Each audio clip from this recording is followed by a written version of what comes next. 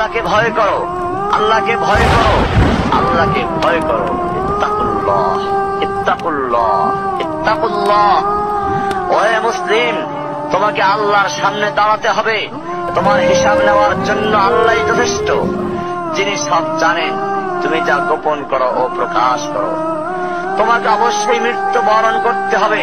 যখন তুমি দুনিয়ার সব কিছু ছেড়ে চলে যাবে, শুধু তুমি আখিরাতের জন্য যা সঞ্চয় করেছো তা নিয়ে সাবধান হও তোমার শেষ আমলের ব্যাপারে। তুমি জানো না কখন তোমার শেষ মুহূর্ত। তুমি কি প্রস্তুত মৃত্যুর জন্য? তুমি কি প্রস্তুত কবরের সওয়াল জবাবের জন্য?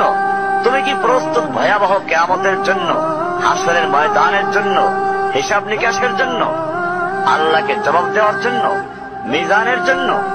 তুমি কি প্রস্তুত চুলের চাইতে সূক্ষ্ম, তরবারির চাইতে ধারালো পুল সিরাতকে পাড়ি দেওয়ার জন্য? ভয়ঙ্কর তুমি জাহান্নামের ভয়ঙ্কর আযাব থেকে আত্মরক্ষার জন্য কাজ করছো তো? যার ইন্ধন মানুষ এবং পাথর, যার আগুন ভয়ঙ্কর উত্তাপ সম্পন্ন কালো বর্ণের, যা হৃদয় পর্যন্ত জ্বালিয়ে দেবে, এমন উত্তপ্ত পানি যা নাড়ি ভুঁড়িকে বের করে দিবে। রয়েছে খাবারে হিসাবে জাক্কুম ও গলিত পুজ।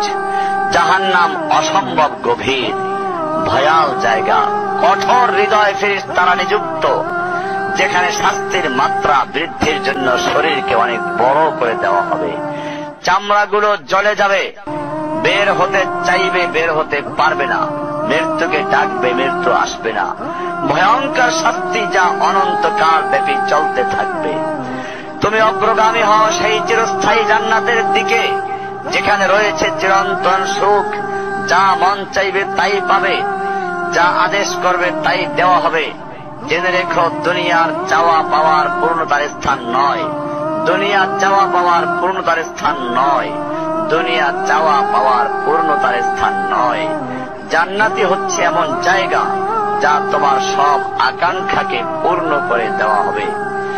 চির কিশোর সেবকগণ, চির যৌবনা সঙ্গিনীগণ, ফল মূল, গোশত, দুধের মধুর শরাবের নহর, উত্তম বাসস্থান ও বিছানা, চির আরাম, চির যৌবন, চির সুখ, অসংখ্য নেয়ামতের মাঝে সবচেয়ে বড় নেয়ামত হবে তুমি আল্লাহকে দেখবে। শুধু তোমাকে এটা বলাই যথেষ্ট মনে করছি, সবচেয়ে কম মর্যাদার যে জান্নাত লাভ করবে তা হবে দুনিয়ার 10টির সমান। সুতরাং হে মুসলিম, হে ভাই, আল্লাহ তোমার প্রতি রহম করুন।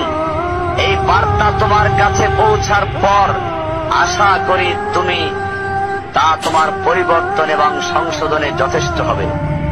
গতানুগতিক চিঠি হিসেবে নিও না আমার এই পত্রকে, ফেলে দিও না। এটা ফেলে দেওয়ার নয়, আল্লাহর জন্য বলছি। এর দ্বারা নিজেদেরকে সংশোধনের চেষ্টা করো। আর তোমার অবস্থা যদি উত্তম হয় এর চেয়েও, যা উল্লেখ করলাম, আল্লাহর কাছে কামনা করি তোমাকে তিনি দৃঢ় রাখুন, মওত পর্যন্ত লেগে থাকো উত্তম ঈমান সহ। اقرأ أخيا ورتل القرآن